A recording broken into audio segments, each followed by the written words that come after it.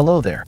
Tonight we will sit with a small book that made a large noise and let its sharper sentences soften as they pass through quiet air. The author is Niccolo Machiavelli, a civil servant who watched power up close during a rough century, then wrote down what he thought leaders must do to keep a city from breaking. You already know the famous line in Spirit: safer to be feared than loved, if you cannot be both. We will not race it. We will turn it slowly, like a stone in the hand, and notice its edges, its limits, and the plain advice that surrounds it but is often ignored. Set the scene in Florence after long unrest. Families contest the palace.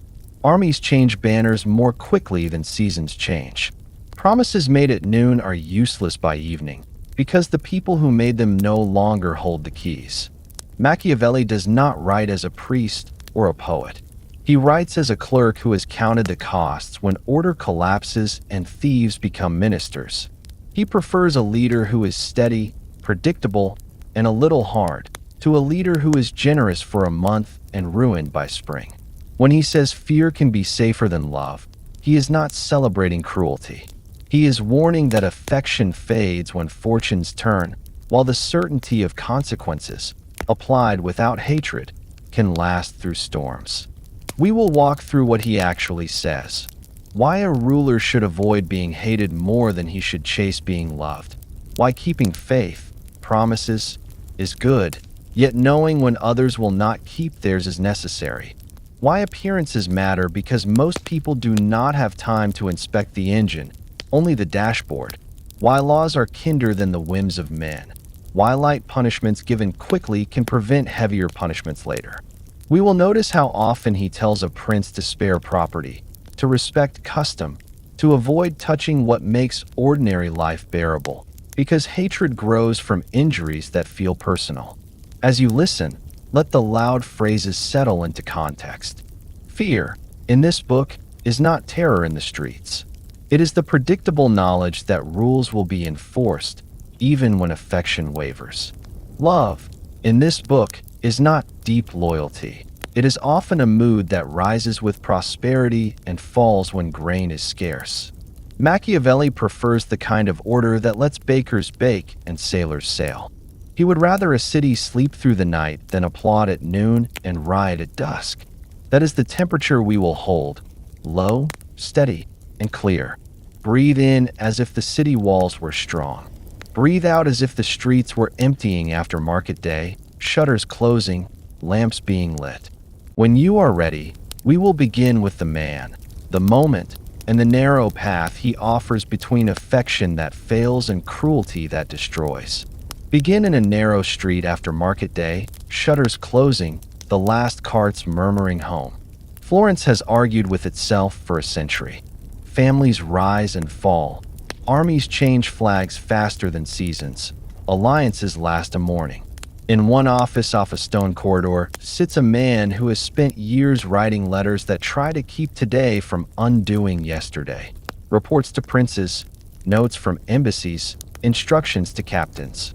He is Niccolo Machiavelli, not a monarch or a general, but a civil servant with a good memory for what power does when fear walks through the door and love slips out the window. When fortune turns against his faction, he is dismissed, imprisoned, tortured, and exiled to the edge of the city's life. In that quiet, among farm chores and long evenings, he writes a small book that he hopes will earn him a way back into the work he knows. He calls it The Prince. It is not a hymn to cruelty. It is a field manual for keeping a city from shattering when men are tired and gods are silent. The book speaks in short, cool sentences, the way a steward might talk to a young master who is about to inherit rooms he has never swept.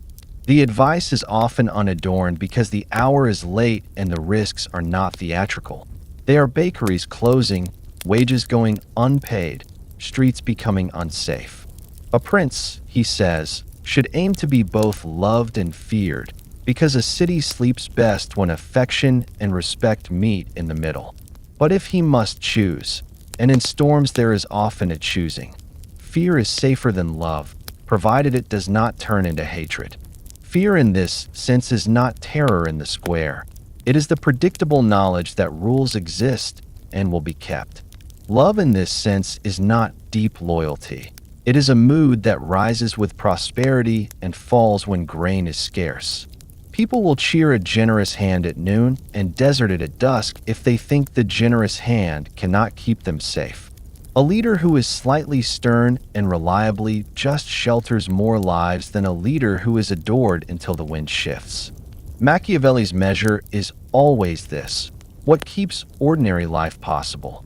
Spare what people cannot bear to lose: custom, livelihood, family, the small dignity of keeping one's own keys. Do not touch property lightly, he warns, because resentment digs deeper than gratitude ever climbs. Avoid contempt by avoiding buffoonery. Avoid hatred by avoiding injuries that look personal or greedy. If strictness is required, make it necessary, measured, and swift, like a surgeon who acts once and then lets the wound knit. Do not make a habit of harshness, because habit makes hatred. Give benefits in smaller, repeated acts that can be remembered one by one. The point is not to be loved for a day. It is to be endured without bitterness for years, which in politics is another name for being trusted. He divides the world you can control from the world you cannot with three old words: virtu, fortuna, necessita. Fortuna is weather and flood, luck and rumor, the part of life that knocks at midnight. You cannot command it, you can prepare for it. Virtu is not virtue in the moral sense. It is capacity, nerve, judgment, the art of seeing the slope of events and placing your weight where it matters. Necessita is the hard edge of time when delay costs more than decision. Together they produce advice that sounds plain until you try to live it. Strengthen the levees in good weather. Do not promise what storms will tear. If a painful step must be taken, take it early and cleanly. And when luck brings a door, walk through before it swings back. Fear, in this triangle, is the city's understanding that virtu will meet fortuna with steady hands, and that necessita will not be dodged until it turns crueler. Because most people do not have hours to inspect engines, they judge by appearances. Machiavelli does not sneer at this. He accepts it and asks a ruler to act accordingly. Seem merciful, faithful, humane, religious, upright, and when you can be these things, be them. When you cannot, do not parade the failure. The mask is not a lie if the face beneath wants to match it, and often does. He gives the old emblem, the lion and the fox. The lion keeps wolves back, the fox avoids traps. Try to be both in the right measure. Too much fox and subjects feel tricked. Too much lion and they feel brutalized. The safer ground, again, is the predictable middle where people know what to expect and can plan their days under it. That predictability is the fear he prefers, the fear of known limits, not of midnight knockings. Notice how often his counsel aims at institutions rather than moods. Build citizen militias so defense is not rented to men who will sell it again. Put laws above favors so justice feels less like a gift and more like a framework. Keep councils small enough to decide and broad enough to be believed. When new territories are taken, either go live there or place a steady governor and a few loyal families. Change customs slowly. Collect taxes as they have been collected when possible. Shift only what must be shifted to keep the peace. In all of this, love is welcome, but it is a breeze. Structure is the wall that asks less of weather. A wall that holds earns respect. That respect looks like fear from a distance and like relief up close. Return once more to the sentence that made his name. Safer to be feared than loved, if you cannot be both. The hinge of the line is that small word if. He does not tell rulers to choose fear. He tells them not to gamble on love alone when the world is fragile. Better a calm city that calls its prince severe than a cheering city that burns in a week. Better a judge who is dull and fair than a charmer who forgets the law. Better a rule that bites a little today than an emergency that devours tomorrow. If fear is the shape a populace gives to the experience of even-handed order, then fear is safer. If fear becomes hatred, you have crossed the line he marks in the sand, and the sea will take the palace. Now dim the lamps in the corridor where the clerk once walked, ink drying on a thin stack of pages. He hoped the book would bring him back to service. Instead, it brought him to us. Read him at night, when sharpness cools into clarity. Let the harder parts pass through the slow air of your room and turn into something simpler. Keep promises when you can. Do not promise when you cannot. Spare what people live by. Act decisively when delay will wound more. Arrange power so that ordinary life can keep its hours. If love arrives, treat it as a gift. If it goes, make sure the baker still bakes. That is chapter 1. The man, the city, and the quiet logic behind a sentence that sounds cold until you notice whose sleep it is trying to protect. Machiavelli's sharpest sentence sits on a narrow bridge. On one side is love that fades when the wind changes. On the other side is fear that, if handled clumsily, curdles into hatred. He asks a ruler to stand in the middle and to learn the craft of fear without hatred. Fear, in this sense, is not panic. It is the steady expectation that rules are real and that the same rule will meet the same act tomorrow. Hatred begins when punishments feel personal, greedy, or endless. The city will bear firmness it can predict. It will resist wounds that look like private appetite wearing public clothes. The first guardrail is property and family. People forgive many inconveniences when their keys still open their doors, when their bread and tools are not taken in the name of the prince's pleasure, and when their small rituals are not mocked. Injure a person's purse or insult what gives ordinary life its dignity, and you light a fuse that love cannot put out. Machiavelli repeats himself here because the point is heavy. Touch taxes with care. If change is needed, make it simple and intelligible, and make it once. Do not peck. A single clean cut, explained and then allowed to heal, is remembered with calmer blood than a dozen nips that never end. The second guardrail is measure. When a wrong must be answered, act early, briefly, and with a reason that could be spoken aloud in the square. Do not let punishments pile into spectacle. Harshness performed for its own delight turns fear into hatred in a week. If a stern step is needed to keep the peace, do it the way a surgeon cuts to save a limb. Then stop and let the wound knit. Benefits, by contrast, work best in repeated, smaller acts. A road repaired, a debt forgiven that would have broken a winter, a fair hearing granted to a lesser household. People remember a string of fair weather more reliably than a single festival thrown at great cost and paid for later with heavy hands. Generosity is a warm word that hides a cold trap. A prince who buys love with gifts must pay for the gifts with money he does not have. He will tax sharply or borrow badly, and both roads lead to hatred. Machiavelli advises a quieter economy. Spend where spending strengthens the common shelf. Be frugal in adornment so the public purse can be honest in danger. If you want to be loved, prefer to be loved for restraint. Citizens will call a ruler stingy in the market and then thank him in a crisis when he has stores to open and soldiers to pay without pawning their blankets. Promises belong to the same careful craft. A prince should keep faith when others do, and he should wish to keep it even when others do not. Yet he must not let his city die of naivety. There will be hours when allies break oaths and enemies sign with one hand and prepare the knife with the other. In those hours, Machiavelli tells the prince to be the lion and the fox together. The lion guards the gates. The fox recognizes traps. If the prince must trim a promise to keep the state from breaking, he must do it in a way that does not teach his people to despise his word. He must speak plainly about necessity, act to protect the common frame, and return to keeping faith the moment the weather allows. The mask of trust is not a lie when the face beneath it strives to match the mask most days. Appearance is not decoration here. It is a tool for reducing panic. Most citizens do not have time to audit the engine. They read the dashboard.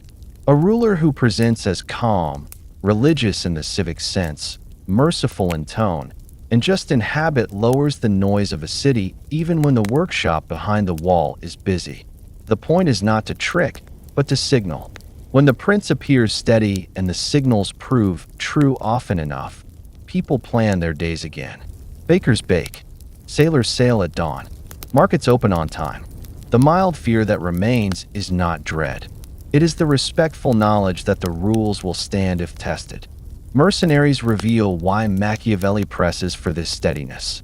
Hirelings come when coin calls and leave when coin dries. A city that rents its defense rents its sleep. It breeds a skittish fear of men with no stake, which is the wrong kind of fear. Better to build citizen forces, better to train and drill in season, better to write laws that make defense a shared frame rather than a prince's personal muscle. Then the fear that lives in the city is the sober fear of failing one another under the law, not the sharp fear of strangers behind your own gate. He also worries about contempt, the dry cousin of hatred. A prince who is ridiculous, changeable, or obviously dependent on favorites teaches his people to smile in public and mock in private. Contempt rots obedience. Avoid it by avoiding buffoonery. Avoid it by choosing counselors for competence rather than for flattery. Avoid it by deciding at a human pace and then staying with the decision long enough for it to matter. If you are wrong, admit it in one clean sentence and correct course once. Wobbling for a month costs more love than a single honest turn.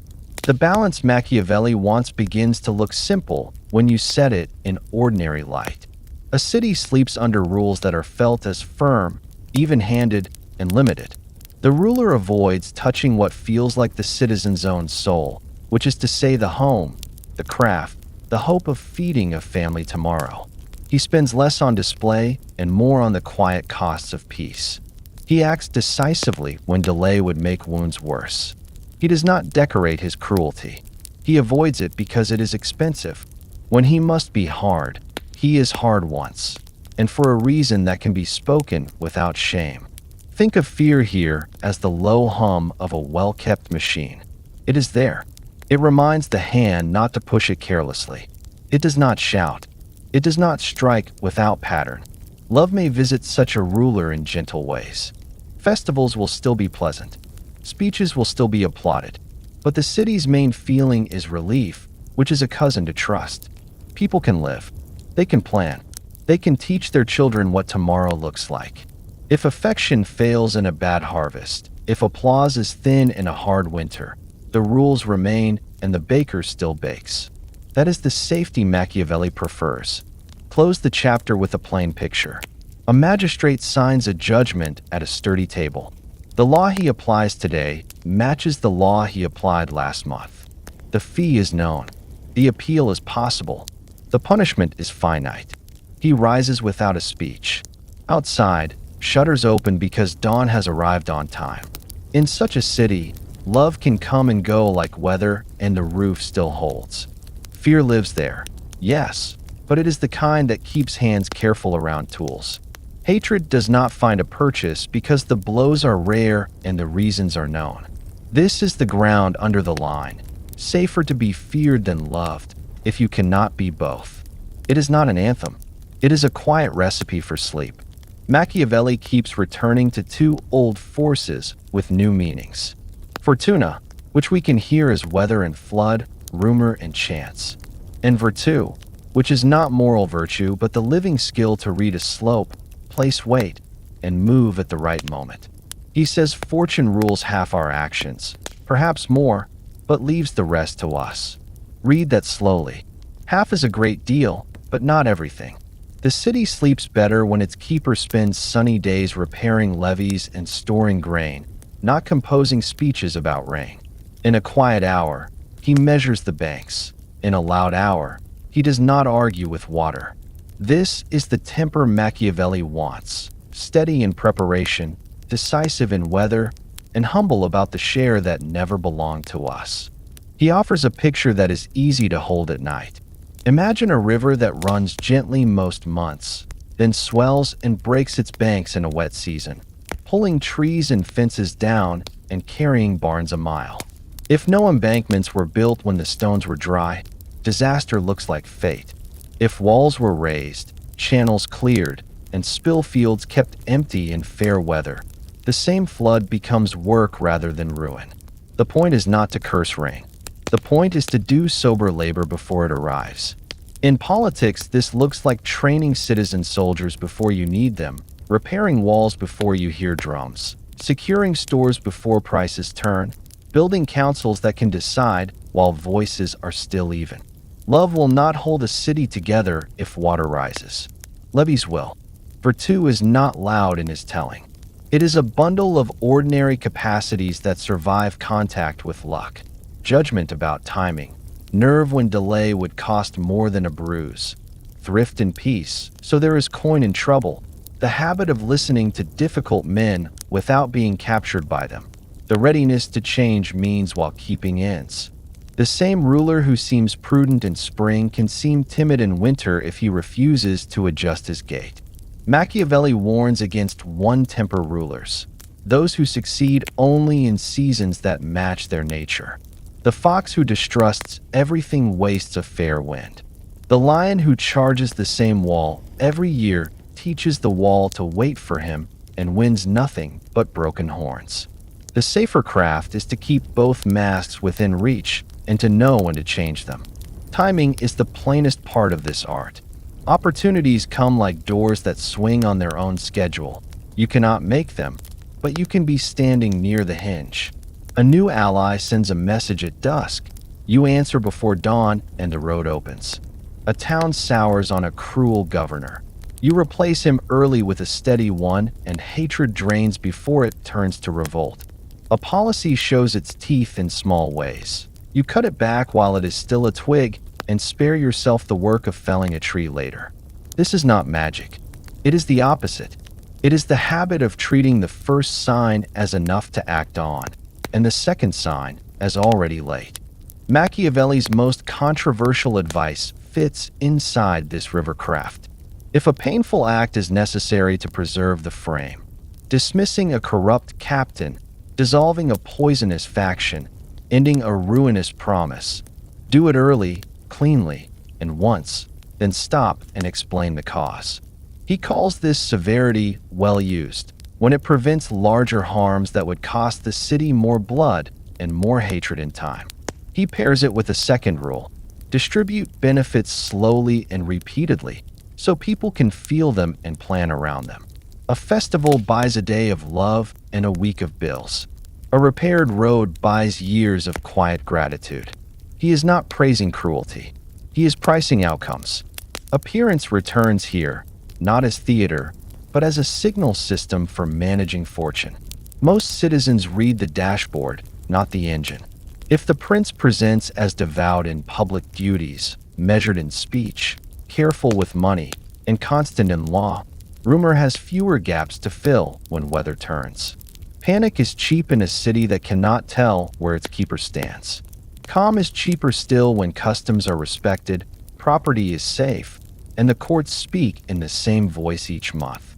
The slight fear that remains, the fear of known limits, becomes a form of trust. People rest not because they adore the ruler, but because they can predict him.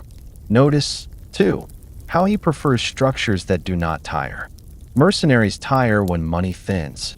Favors tire when the giver regrets. Laws tire slower. Training, stores, levies, councils, records, habits. All of these continue working when the prince is ill or envoys are delayed.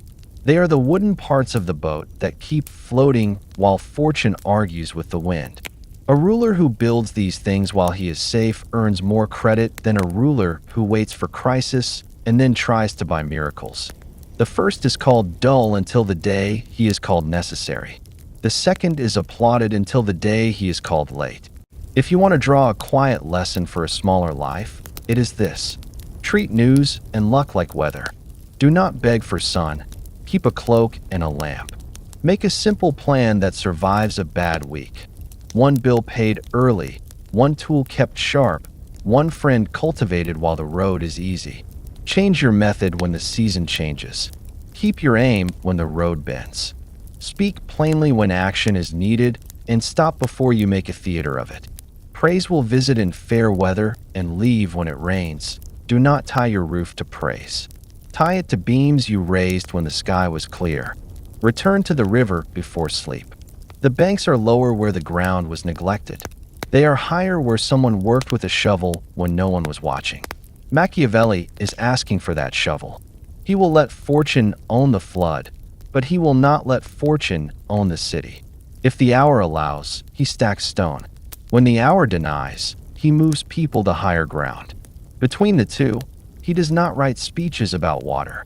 He sets the cup under the eaves, listens for the next change of wind, and keeps his hands ready. Machiavelli asks a ruler to work with two instruments at once, a mask that calms the square and a hand that keeps the frame steady. The mask is what citizens see from a distance: piety in public rites, measured words, a dependable courtesy, visible respect for law.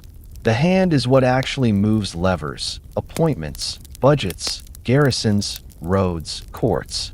If the mask is kind but the hand is careless, love arrives for a season and leaves when cupboards thin. If the hand is capable but the mask is harsh or ridiculous, contempt grows and eats authority from within. The safest path binds the two so tightly that people cannot slip a wedge between them. What appears steady is steady. What looks just is broadly just. What seems predictable is predictable most days of the year. Promises sit right at the seam between mask and hand. Machiavelli says a prince should keep faith when others do, and he should wish to keep it even when they do not. He also warns that rulers who refuse to see how often faith is broken in storms become food for men with drier consciences. The craft is not to boast about cleverness, and not to treat promises as costumes to be changed at whim. The craft is to promise fewer things, promise plainer things, and build the city so it does not collapse when an ally's word fails. In gentle weather, your word runs ahead of you and opens gates. In rough weather, your structures carry the weight your word cannot. If necessity forces a change, do it early, once, and with a reason that could be spoken in daylight. Then return to keeping faith the moment the river falls. Because few citizens have time to read the engine, they read the dashboard. Appear merciful, faithful, humane, religious, upright, and when you can be these things, be them in fact, not only in costume. Machiavelli is not urging hypocrisy. He is urging signaling that lines up with ordinary life. People need reasons to plan their days. A ruler who shows up to public worship, who speaks without heat about the law, who praises thrift and keeps accounts clean, gives a city the first ingredient of sleep: predictability. The mild fear that remains, the sense that rules really do bite, then becomes less like dread and more like the felt edge of a tool. You can live around it. You can work under it. You can teach a child where not to place a hand. He returns to the old emblem: the lion and the fox. The lion keeps wolves back. The fox avoids traps. People who pretend they can live by lion alone break their foreheads on stone. People who pretend they can live by fox alone teach everyone near them to keep one hand on the door. The steadier ruler keeps both skins in the closet and wears neither as a parade. He would rather be called dull and safe by wits at noon than be called brilliant and late by widows at dusk. When firmness is needed, he uses it like a surgeon, briefly, cleanly, with a reason that sounds like repair rather than appetite. When prudence is needed, he sets one more stone on the levee while the river is low and does not ask the town to clap. Machiavelli is explicit about what not to touch if you wish to remain feared without being hated. Do not reach lightly for property. Resentment stores longer than gratitude. Do not laugh at custom. It is the net that keeps ordinary minds from falling through. Do not make punishments a theater. Spectacle breeds either contempt or terror, and both are expensive. Do not let favorites rule you. Subjects will obey a firm prince, but they will not forgive being governed by his jester. Attend to small dignities, the keys and cupboards and altars that make homes feel like homes.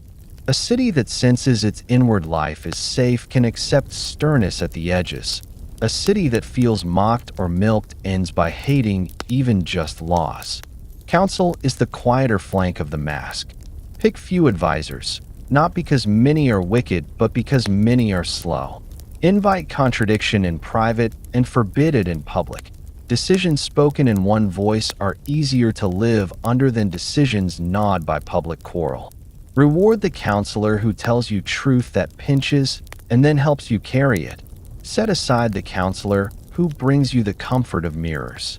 Ask for reports that begin with the fact, not the flourish. Where the wall is cracked, what the stores amount to, which captain is obeyed in the field, and you will learn to place your weight where it matters before the wind changes. Religion, in his pages, is not a sermon. It is a civic glue. Public rites performed with gravity quiet crowds better than speeches. Oaths taken before shared symbols restrain hands that might otherwise reach. A prince who honors the forms people honor lowers the price of rule, because he borrows the strength of familiar rhythms. He is not ordered to believe as a monk believes. He is ordered to understand what common reverence does inside a city and to refuse the cheap joke that would buy a day's laughter at the cost of a winter's trust. All of this flows back to the line we keep turning in the hand. When love is abundant and fear of known limits is present, government is easiest. When you cannot keep both to the same degree, prefer the version of fear that looks like order and evenness rather than the version that looks like shock. A city that expects consequences can forgive a lean festival. A city that expects a festival and receives a raid will not forgive the prince or the law. Wear the mask that calms because you intend the hand that keeps. Keep the hand that keeps because you respect the mask that calms. In that pairing, citizens do not have to learn the prince's moods. They only have to learn his rules, which is a kinder education. Close on a simple night scene. A clerk pins a short notice to the door of a court. New hours, clearly stated, fees trimmed, appeals heard on the second day, receipts recorded, public to read. The paper is plain, the ink is dry, no trumpet sounds. But in the morning a widow knows when to come, and a merchant knows how to plan, and a captain knows which judgment will be held. No one thrills. Many rest. The mask and the hand have agreed. Fear lives there. Yes, the kind that keeps hands careful. Hatred does not, because the blows are rare, the gains are real, and the rules do not dress as jokes. Machiavelli is never sleepier and never clearer than when he talks about soldiers. In his pages you can hear the clatter of rented boots in a corridor and the way a city holds its breath when men who owe it nothing are paid to decide its morning. He calls such troops mercenaries when they sell only themselves, and auxiliaries when they come lent by a powerful friend. Both feel strong while the coin runs or the friendship holds. Both feel like borrowed bone, and bone that does not belong to you will not carry you far. He would rather a city be a little slower, a little poorer in bright helmets, and a lot safer in sleep by trusting to its own arms, citizens trained in season, officers chosen for competence, law that governs the sword, pay that arrives without pawning tomorrow. He does not hate mercenaries because they are cruel. He distrusts them because they are indifferent. When pay thins, zeal thins. When danger thickens, the contract looks small beside the door that leads out. Hired captains grow proud in proportion to the prince's need, and the prince's need grows every month he refuses to grow his own strength. A city that rents its defense rents its knights. Even victories bought this way teach a bad lesson, because the citizens come to believe that safety is something purchased at the pier like grain, and that public courage is a spectacle to watch rather than a duty to keep. Machiavelli wants the opposite education, the steady knowledge that the law is ours, the wall is ours, the stored wheat is ours, and the hands that will stand when a horn sounds belong to people who will still be here in winter.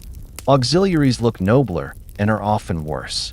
They are the troops of a great neighbor, marching under banners with saints on them and music that sounds like help. They do help, until the day their master remembers why he is great. Then the city that invited them learns a fast lesson about debts that cannot be paid. If auxiliaries win, the victory belongs to their prince. If auxiliaries lose, you fall with a stranger's broken spear in your hand. Machiavelli's caution is not romantic, it is bookkeeping. Borrowed force accrues interest. It is safer to be modest and even a little dull while you build your own strength than to glitter for a season under another's shield. What does your own arms look like in the drowsy light of ordinary life? Not parades, not speeches, regular drill when the fields are quiet. Simple stores kept dry and counted by a clerk who signs his name without fear. Officers promoted for the habit of being obeyed, not for the habit of flattery. Laws that say exactly who must come when the bell rings, and what happens if they do not, so that the expectation is common and the resentment is thin. Budgets that pay soldiers on time so discipline is not purchased with winks. You hear in this a theme that runs through the whole book. He keeps trying to move the weight from moods to structures. Love moves the city on festival days. Structures move it in November. Money, in these paragraphs, is less a treasure than a temperature. Machiavelli warns the prince who buys applause with largesse that the bill will be collected in taxes, and that taxes collected in hunger purchase a kind of hatred that does not wash out. He prefers a frugal city that keeps its accounts boringly honest, so that when danger arrives there is coin to pay men who are already your own. His advice about giving is just as plain. Give useful benefits that endure, roads, water, law, steady pay, rather than bright gifts that speak today and mutter tomorrow when the purse is empty. To be loved for restraint is the safest love. It survives weather. Discipline, he thinks, is the gentle cousin of fear. Fear here is the felt edge of the rule that keeps a hand steady on the tool. Discipline is the habit that sets the tool back where it belongs. In an army of citizens, discipline is not a foreign language. It is the same expectation that governs courts and markets. This hour begins on time. This fine is known. This appeal is possible. This captain can be found. Mercenary discipline is a leash held by pay and pride, and both slip when the ground tilts. Citizen discipline is a net woven of custom and neighbors' eyes. People obey because we obey. The fear that lives under such obedience is the mild fear of letting one another down, which is close to respect and far from dread. You can hear him, still, warning about favorites and spectacle. Do not hand the sword to men who make you laugh or to men who make you feel tall when you stand beside them. Give it to men who can be found at dawn and who return at dusk with their reports written and their accounts square. Do not make punishment a theater, because theater teaches audiences to want more theater. Act when you must, briefly, and with words that sound like repair. Then stop. The same rule holds in the field. A hard act taken once, early, with cause, may save you 20 hard acts later. Hardness repeated becomes habit. Habit turns to the kind of fear that tastes of hatred. Machiavelli keeps us on the narrow ridge, firm enough that rules are real, restrained enough that they do not singe the edges of home. And always, he brings us back to sleep. Who sleeps under which arrangement? The city with rented blades sleeps the way a traveler sleeps in a strange house, one eye open, counting footsteps in a hallway that does not know your name. The city with its own arms and dull accounts sleeps like a house that has practiced its fire drill and oiled its hinges. The lamplight is low. The cupboard is shut. The watch knows the turn of the street and the voice that belongs to it. Love may visit or not. Fortune may rise or fall. The roof is held up by beams that do not take tips. Before you close your eyes, step once more through his arithmetic. Borrowed force flatters and invoices. Borrowed fame claps and leaves. Your own strength costs more at the beginning and less at the end. It teaches better lessons to sons and steadier duties to neighbors. It lets a prince be called severe without being hated, because the severity is attached to law, not to appetite, and the benefits it protects can be touched every morning. In such a place, the sentence that made his name sounds less like ice and more like winter wisdom. Prefer the kind of fear that keeps hands careful to the kind of love that keeps mouths cheering. Raise your own levies while the sky is clear. Do not hire your sleep from men who will not be here in March. Now let the page grow quiet. The boots in the corridor fade. The city keeps its own watch. Machiavelli is at his most practical when the map changes color. A city has been taken, or a province has accepted a new flag after long quarrel, and the question is no longer how to enter, but how to remain. He says the new ground will try to throw you if you move as if nothing changed, and it will also try to throw you if you change everything at once. The craft is to keep what lets ordinary life go on and to alter only what threatens the frame. He returns to 3 plain levers. Be present where the trouble lives. Make few and necessary changes quickly, and build your strength from many small friends rather than a few large ones who will one day ask for the key to your gate. Presence is not pomp. It is visibility where decisions bite. If the new city is far, govern it through a steward whose face is known and whose accounts are boring. If it is near, or if it has a history of sudden storms, go live there for a season. Courts that can see the prince, petitions that can be heard without a caravan, small disputes settled in the same week they begin. These are the quiet engines of loyalty. Far rulers pay in rumor. Near rulers pay in judgments that can be read and appealed. Machiavelli favors the kind of nearness that lowers panic and drains the price of lieutenants who might prefer to rent the province back to itself. The next step is the shape of change. He urges a short, clean season in which the necessary cuts are made, and then a long, calm season in which hands stop cutting. Feuds that cannot be reconciled must be ended early, not fed with monthly nicks. A corrupt tax that gnaws at small purses must be replaced once, simply, and with terms so clear that the market can plan under them. Officers who will not obey the new law must be dismissed at the beginning, not humored into public disobedience. Harshness, if it must exist, buys the lowest hatred when it does not recur. Afterward, benefits should arrive like weather you can count on. Roads mended, markets regularized, records kept, appeals heard. People forgive yesterday's pain if tomorrow stops reopening it. On garrisons and how to stay without bleeding yourself white, Machiavelli is exact. Standing troops quartered on an unwilling city turn the prince into a debtor who must squeeze the very people he wishes to calm. He prefers colonies in the old sense, small settlements of loyal families or officials who root the new order gently and cheaply, provoking a few who are directly harmed while leaving the many almost untouched. The arithmetic is cold and civic. A modest, one-time injury to those who lose property where the colony sits is more survivable than the constant, general injury of paid soldiers eating the city's bread. If you must post force, post as little as will do. Pay it cleanly, discipline it strictly, and remove it the minute institutions can carry its weight.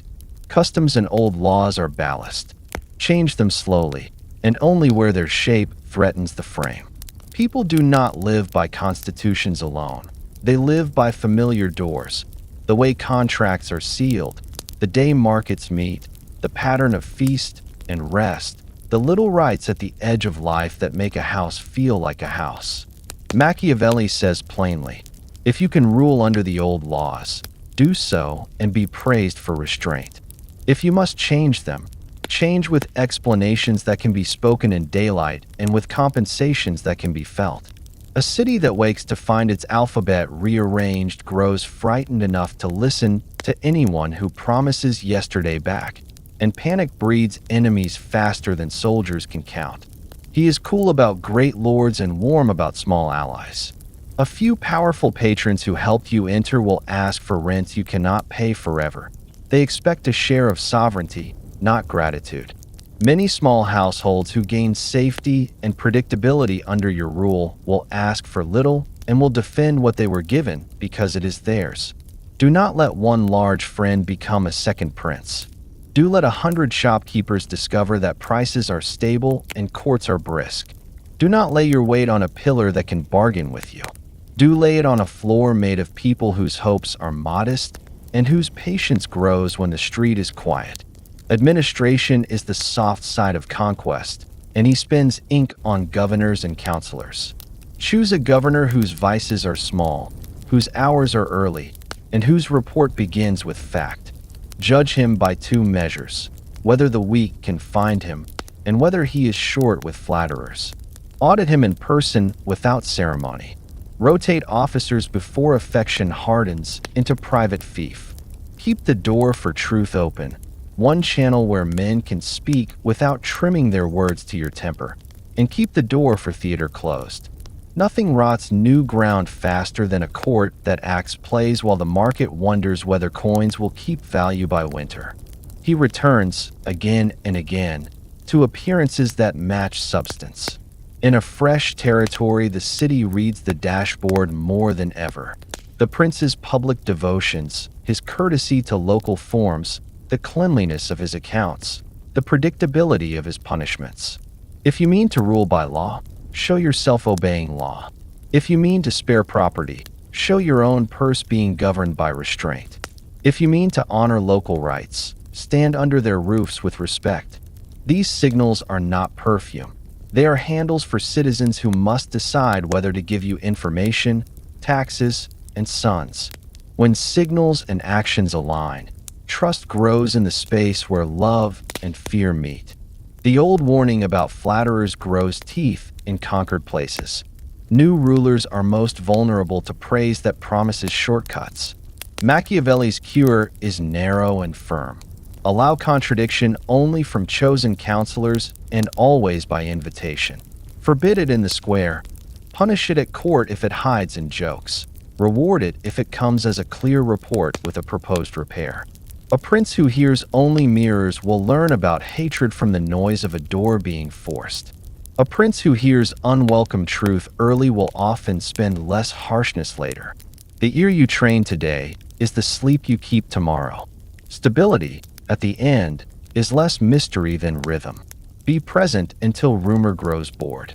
Make necessary cuts once and stop. Anchor rule in institutions that do not tire when moods turn.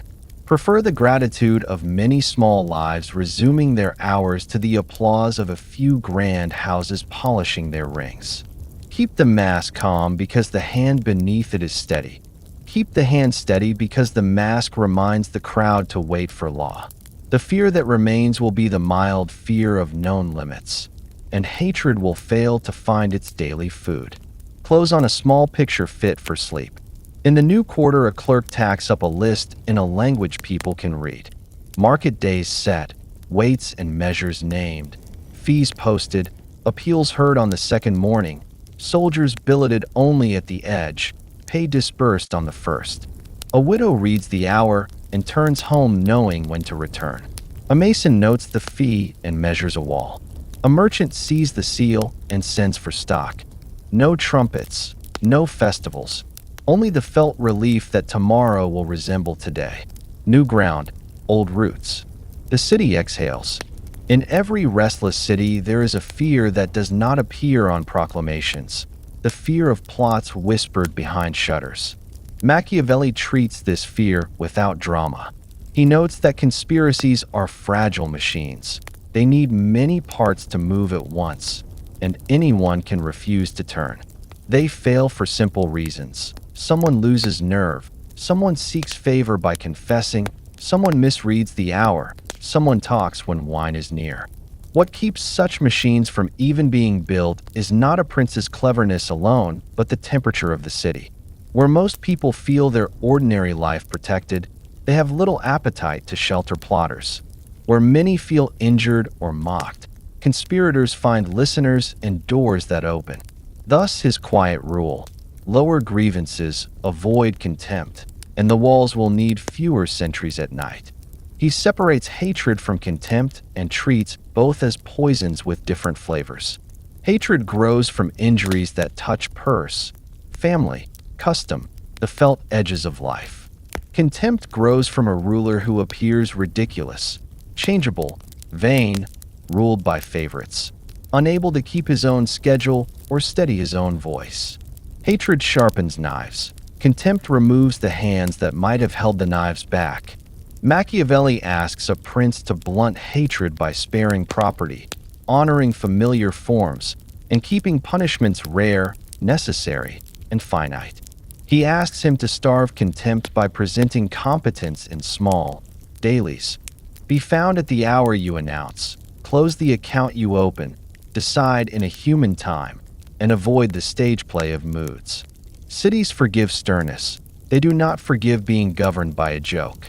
Conspiracies, he notes, wither in the presence of public goodwill. A plot requires two hopes: hope of success and hope of protection after success. Remove the second, and the first no longer tempts. If the people are broadly content, because fees are known, courts are brisk, soldiers are paid without pawning tomorrow, then the conspirator who strikes loses the crowd at the moment he needs it most. Doors stay closed. Witnesses appear who were invisible yesterday. The city that has been kept from hatred becomes the prince's quiet guard, not out of worship, but because even-handed rule is easier to live under than the riot that follows a knife. Fear, in such a city, is the mild fear of crossing a rule that bites the same way each week. It does not curdle into hatred because the bite stops where the law ends. The craft of prevention looks homely. Pay stipends on time, because arrears invent orators. Post fees and keep them, because rumor breeds where numbers move. Make appeals possible and fast enough to matter, because delays teach men to seek justice with friends instead of law. Rotate officers before affection hardens into private fief. Audit gently, but truly. Avoid letting favorites govern. A prince may have affections. A city cannot be asked to kneel to them. The moment subjects believe access comes through the prince's jester or the prince's mirror, contempt sprouts in the cracks, and men begin to speak of our turn rather than our law. The cure is dull. Pick ministers for competence, limit their terms, and make their reports begin with the fact before they reach the flourish. He wants a door for truth and a door for petition that are real. Plots recruit in places where words cannot move honestly. Hold public hours, even small ones, where common business is heard, and enforce manners that let a poor man speak without borrowing a noble's throat. It is not romance, it is plumbing. When truth has an inside channel and petition has a timetable, talk can cool indoors instead of boiling in alleys. The prince should also be seen sometimes in ordinary light, not only at festivals or in armor, but walking to worship, visiting a court, reading a posted account. Appearances here are not theater. They are signals of accessibility. They say the ruler lives under the same sky and hears the same bell that rules the city's hours. Against flatterers, Machiavelli sets a narrow fence. Invite contradiction only from chosen counselors and always by summons. Forbid it in the square, where it breeds factions rather than repairs. Reward the counselor who brings a hard report paired with a practical remedy. Set aside the counselor who brings a mirror and calls it policy. This is not pride, it is hygiene. A prince who listens only to echoes will one day hear the sound of a door forced in the night and be surprised that doors have hinges. The ear you train decides which footsteps you hear in time to act without panic. On punishment and reward he is brief and exact. Punish betrayals quietly, certainly, and once. Avoid spectacle, because spectacle turns justice into appetite. Let the reason be speakable in daylight, and then stop. Reward loyalty publicly and steadily. Offices for the competent, pay for the punctual, small honors that carry no debt. A city that sees betrayal answered without theater and fidelity praised without flattery learns a calm arithmetic. Conspiracy is expensive and barren. Steadiness yields grain. From such arithmetic, sleep grows. He is skeptical of fortresses that try to solve political weather with stone. Walls comfort rulers and insult people. They are expensive to build and easy to starve. He prefers a fortress that cannot be starved, the people's patience. Keep laws even, respect custom, spare property, and you will have fewer reasons to fear a market day. If troops must be posted, post few, pay them cleanly, discipline them strictly, and remove them as soon as institutions can bear the weight. Do not wall yourself from the very eyes that would warn you first. Machiavelli's most famous case study walks softly through these rooms. Cesare Borgia in Romagna. The province was wild, justice sold by the slice. Borgia sent a hard governor to cut the worst knots, speedy, severe, effective. Then, when order had returned, he removed the very man whose severity would soon become hated, punished him in public, redistributed authority into calmer hands, and let the province feel the difference. The lesson is not cruelty, it is sequence. If harshness is necessary, let it be early and singular. Follow it with arrangements that make harshness rare. Give the city a season without clubs so it forgets it once expected to be beaten. At the end, he returns to the texture of ordinary days. Records posted where a widow can read them. Market weights checked by a clerk who answers to account, not to a nod. Watch rotations that change with the clock, not with a favorite's mood. Budgets that add and subtract without surprise. None of this glitters. All of it lowers the price of living together. In such rooms, conspiracies look like bad investments. In such rooms, contempt looks like bad manners that even the bold are ashamed to show. Close gently. A city that is neither flattered into folly nor bled into hatred does not need to love its keeper like a father. It needs to predict him like a season. When spring comes, when calendars say spring, when judgments match their codes, when pay arrives on the day, men plan under the roof rather than at the gate. The fear that remains keeps hands respectful around tools. The love that visits is a quiet preference for rest over tumult.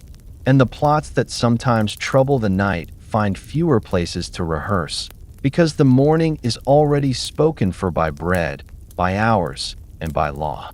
Machiavelli pauses, midstream in storms and new flags, to point at a quieter shore. The hereditary state, an old house with keys that have passed from hand to hand for so long that the door knows the grip. Such realms, he says, are kept more easily than they are won. The people already know the shape of rule. Offices open at known hours. Rites are performed without rehearsal. Names on coins do not surprise the baker. The prince's chief art here is not conquest, but maintenance. To not give new reasons for resentment. To accept the furniture that keeps ordinary life from banging its shins, and to mend what is cracked without redecorating rooms for the sake of fashion. In places where memory is an ally, novelty is not a virtue. The state's long habits do the heavy lifting if the prince does not insult them. He makes the comparison plain. In a newly acquired province, the ruler must be present, decisive, and economical with change. In a hereditary one, he must be present enough to be believed and absent enough to let custom speak. Hatred in old houses usually comes not from what the law does, but from what some new appetite adds to it. Touching property idly, parading favorites, mocking familiar ceremonies, turning punishments into theater. These are how a quiet realm learns to grind its teeth. By contrast, a prince who shows thrift, keeps accounts clean, answers petitions in season, and lets the old calendar ring the hours will be forgiven many human errors. Habit is forgiving when it is respected. Pride is brittle when it is poked. Yet even old roofs see extraordinary accidents, a failed harvest, a plague, a foreign incursion, a scandal in a great house. Here Machiavelli returns to his triangle of virtù, fortuna, necessita, and asks an old-line ruler to act with the same clarity he would ask of a founder, but with smaller disturbances to the fabric. If stores are low, open them early and plainly, and publish the accounts so rumor has nothing to eat. If an officer offends beyond repair, remove him at once and name his replacement for competence, not for pedigree. If a tax must be raised to meet danger, write it so that a clerk can explain it at a doorway, and so that it ends by the date you promise. Old states accept sharp medicine when they trust the hand that gives it to put the knife away. Counsel looks different, too, when the house is old. New princes need a table of hard heads who will argue about walls and levies. Old princes need steady clerks who remember where the records sleep and judges whose sentences sound like yesterday's. Machiavelli's rule against flatterers sharpens here. Praise in an ancient court is a narcotic. It tells a ruler that the people adore what only the court adores. The cure is procedural, not poetic. Keep the circle of advice small. Invite contradiction by summons. Forbid public wrangles, and audit quietly. Measure counselors by two questions. Do the weak find them? And do the accounts they sign match the grain in the barns? If yes, a prince can drowse through a winter without fearing that spring will bring a balcony speech he cannot afford. Because hereditary realms run on appearances that match substance, Machiavelli wants the prince to show himself under the same roof as his subjects' reverence. Attend public worship with gravity. Touch the old tokens. Stand beside the rites. Sign the charters. Keep the feast days. And do it without smirking at what binds the street. This is not superstition. It is engineering. Common forms are the city's load-bearing walls. A ruler who leans on them pays less in soldiers and speeches. The fear that lives in such a house is the mild fear of known limits, the sense that law will answer a hand that reaches too far. Hatred fails to breed because hands do not feel mocked when they reach for the latch. Economy in an old state is mostly restraint. Machiavelli warns again about liberality paid for with tomorrow's bread. A hereditary prince tempted to buy applause with gifts spends not only coin but trust. Subjects know who will repay the festival. They will, in taxes and in late justice. Better to be called sparing in peacetime and be loved for steadiness in trouble. Spend where spending reduces the city's cost of being a city. Roads, water, courts, records, pay that arrives on the day, and decline the kind of glitter that requires squeezing purses when weather turns. Old houses have memories. They remember what the last generous ruler cost them in the third year. Even in quiet realms, security must be native. Machiavelli does not change his tune about arms. Mercenaries and auxiliaries flatter old princes by making them feel grand. Then they send the invoice. Train citizens in season. Prefer officers who can be found at dawn, and keep the watch small and paid. Fortresses can comfort a nervous ruler and insult a calm people. Better to have a fortress you cannot starve. The goodwill that comes from even law and unmolested custom. If a garrison must sit in a troubled quarter, make it few, strict, and temporary. Then remove it as soon as the court can carry its own weight again. The maintenance of an old state is not the story bards sing, and that is precisely why it helps people sleep. A clerk posts fees in the same script as last year. A widow finds the bench where her petition was heard before. A market opens on the day the bell says, with weights checked by a man whose name is known. A prince walks to worship at the hour printed on the calendar and bows in the place where his father bowed. The city learns, without being taught, that tomorrow will resemble today unless the river rises, and that if the river rises the barns will open. In such rooms, love may visit, fear may remain in its mild shape, and hatred finds little food because no one feels mocked or milked. Close the chapter with the smallest instruction, the sort that sounds like nothing until you measure sleep by it. Inherit not only lands but manners. Speak in the house's voice more often than in your own. Change what must be changed and do it once, cleanly. Let the rest be older than you. Make promises your clerks can keep without miracles. Let courtesies be so regular that even enemies must admit they can plan under them. In a storm, be early and be clear. When the sky clears, put the knife away. A hereditary state kept in this temperature asks less of love and spends less on fear.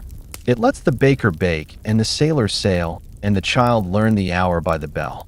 And that, for Machiavelli, is the measure that matters. Machiavelli divides a city into two broad tempers that meet in the same streets: the great, who wish not to be commanded, and the people, who wish not to be oppressed. The words are plain, and the difference matters. The great have names, houses, and clients. Their wish, if left without curb, is to carve out spaces where only their rule applies. The people's wish, if left without voice, is to fear fewer doors and keep more of what their work can hold. A prince can stand with either current and be carried for a time, but one current will overturn more gently when weather changes. Machiavelli's advice is quiet and firm. Build on the people, and keep the great inside a frame that lets them be useful without letting them be masters. He is not naive about the people. Crowds do not always know what helps them, and moods can turn with rumor, harvest, or hope.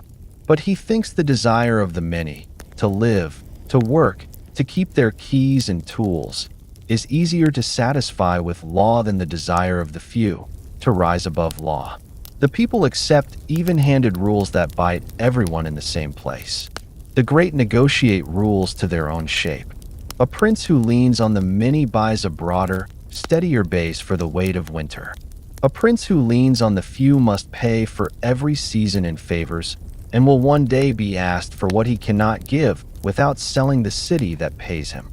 This alignment shows in small arrangements. Courts that hear petitions on known days, with fees posted, allow a weaver and a widow to find justice without borrowing a noble's tongue. Markets that open on the bell and close on the bell reduce the space where a rich man's friend can write his own hour. Records kept in hands that can be questioned make memory public instead of private. Taxes written in numbers a clerk can explain at a door feel like law. Levies collected as gifts feel like rent. Each small thing lifts the people's wish to be unoppressed, without cutting the great so deeply that hatred grows. The many repay with patience and quiet obedience. That is the sleep a prince can use. The great are not enemies by nature. They are tools with edges. Use them where edge is needed and dullness is dangerous. Embassies that require voice and ceremony. Treasuries that require long arithmetic. Commands that require a name the army knows. Check them where edge becomes appetite. Monopolies that bind whole crafts to one signet. Exemptions that teach the law to bow. Companies of armed clients who answer to a household before they answer to the city. The test is simple. When a great man can do good for the common with his strength, give him room and honor. When his strength grows at the expense of common sleep, prune it while it is still a branch and not yet a trunk. Pruning done early is called order. Pruning done late is called war. Councils are where this balance is made visible. A small, competent council that includes some of the great gives skill to decisions and respect to outcomes. A public channel for petition gives the people a way to speak without having to borrow a patron. Between the two runs the prince's own work, to invite contradiction in private so error is cheap, and to speak with one voice in public so living under the decision is cheap. Fill the room with men who can be found at dawn and whose reports begin with the fact. Rotate seats before affection hardens into property. Let minutes be kept in words that a clerk can read to a carpenter. When councils look like instruments rather than stages, both the great and the people learn to bring business instead of theater. Machiavelli returns to appearances because the city reads them like weather. Appear approachable without being familiar, firm without being theatrical, devout in the civic sense without turning worship into parade. Stand under the rights the people share. Visit the courts where their cases live. Walk a market once in a season and ask about waits without entourage. These acts do not buy love like coin buys applause. They price down contempt and drain hatred by showing that rule and life are not enemies. The great see that the prince's honor sits on law, not on their flattery. The people see that the prince's door can be found with a petition and without a sponsor. Rumor finds less to eat because many eyes have seen simple things with their own light. Money ties the alignment together.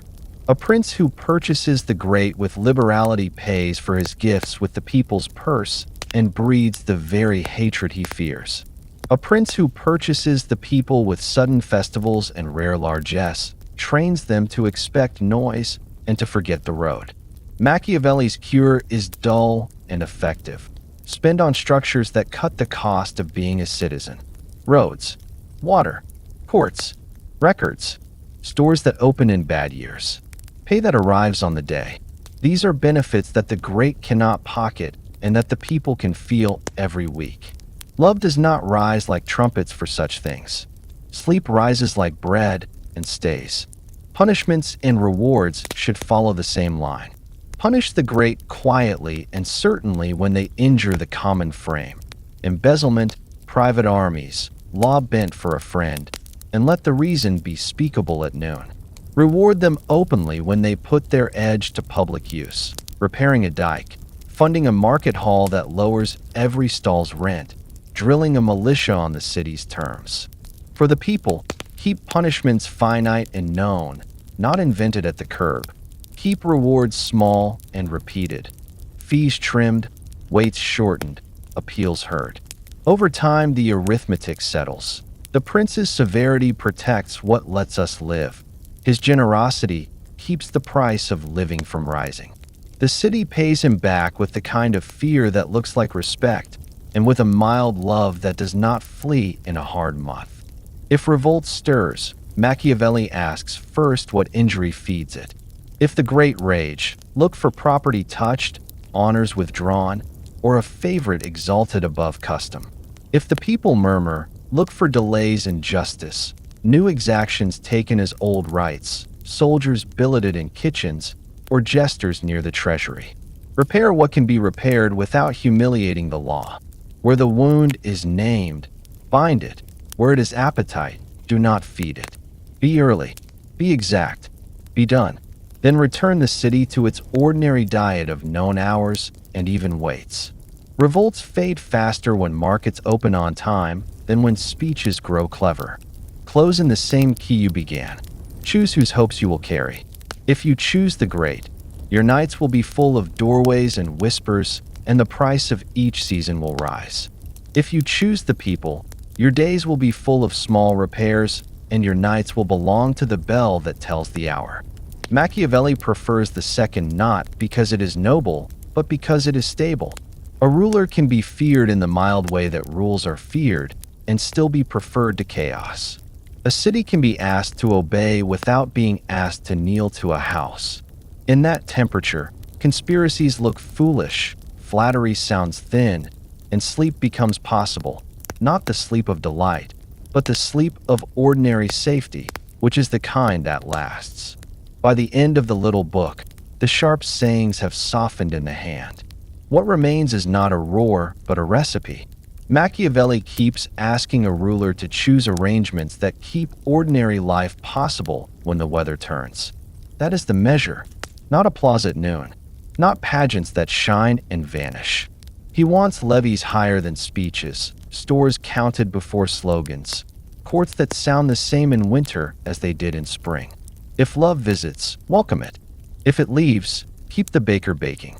Fear is safer than love only when fear means the felt certainty that rules are real and limited, and that the same act will meet the same answer tomorrow. He threads the same tools through every room you walk. Virtu, the skill to read the slope and step before the water rises. Fortuna, the season no man commands. Necessita, the hour that insists. From these he cuts plain habits. Prepare in quiet. Decide early when delay would wound more. Make stern steps brief and single. Let kindness arrive in repeated, modest forms. Spare purses and customs. Put law above favor, so the poor can find a door without borrowing a rich man's tongue. Cultivate citizen arms, and thin the space where rented swords might sleep. Let councils argue in private, and speak in one voice outside. Keep promises you can keep. Promise fewer things when storms are near.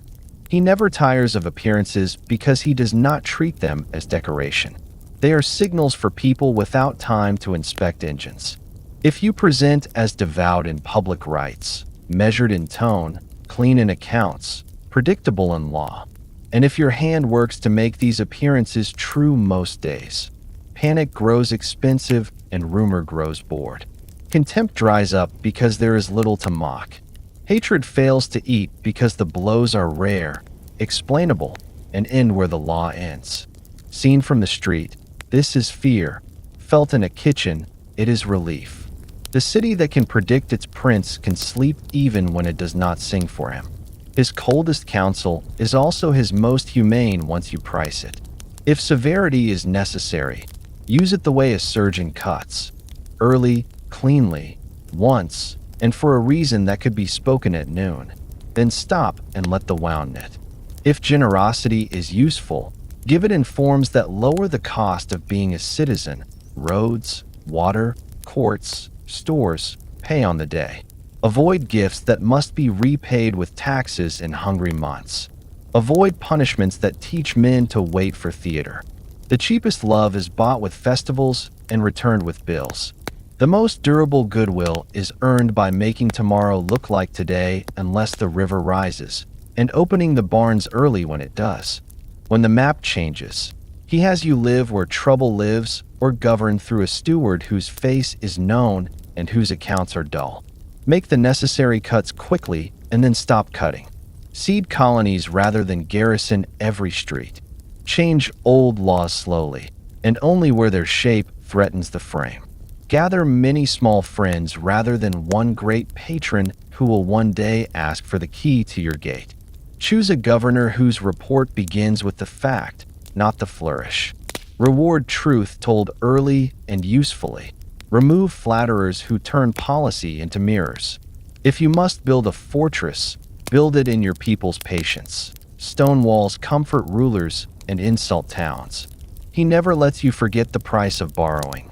Money, troops, fame, even love. Mercenaries and auxiliaries lend sleep at interest.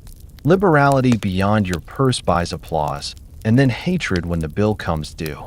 Borrowed reputations shine until the hour they darken and take your name with them. Better to be called dull while you raise your own levies than brilliant when the water is already in the wheat. Better to be called sparing in peace than a savior who taxes hunger. Better to seem slower in spring and still be standing in winter. The people and the great watch from different windows. Build on the many because their wish to be unoppressed is easier to satisfy with law than the few wish to be uncommanded. Let the great be edges where edge is needed and prune them where appetite grows. Keep fees posted, hours regular, appeals possible, soldiers paid, records public. These are small stones that hold a great roof. They do not excite bards. They keep midwives, bakers, and sailors from needing bards. If there is a single temperature he wants you to hold, it is evenness. Even in tone, even in timing, even in law. Speak rarely and plainly. Arrive when you say, end what you begin. If you err, correct in one sentence and with one act. Do not make the city pay for your mood. Do not make enemies pay for your theater. The fear that remains under such rule is the mild fear of known edges. The love that sometimes visits is a quiet preference for order over tumult. Between them sleeps a city that can plan under its roof. So the book shrinks at last to a street at evening. A clerk pins a notice with market hours and fees that match last month's script. A judge revises a line in a register and signs in a hand the widow can recognize. A captain returns a borrowed mule and ticks his men's pay in a ledger that will not be argued in winter. Bells mark the hour, not the prince's mood. Somewhere in a study, a ruler sets down a pen and, without calling a council, decides to do one necessary hard thing tomorrow and then stop, to pay 3 small debts today, to visit a court in person next week and say nothing but good morning. It is not grand. It is sufficient. It is what keeps the baker baking. You can let the sharper lines fade now. Keep only the plainest ones and tuck them under your breath. Prepare in quiet. Decide early. Spare what people live by. Keep faith when you can. Promise less when storms are near. Picture levies higher than speeches and a court that sounds the same in every season. Imagine a city that knows what tomorrow costs. Let that predictability become the low hum in the room. If your eyes are heavy, let them close. If they are not, listen for simple steps in an empty corridor. The clerk, the judge, the captain. No hurry, no parade. The rules are posted. The bell will tell the hour. Love may visit. Fear will remain the mild fear of known edges. Breathe as if the walls are firm. Breathe out as if the shutters are closing, one by one, until the street is quiet and the city, at last, sleeps.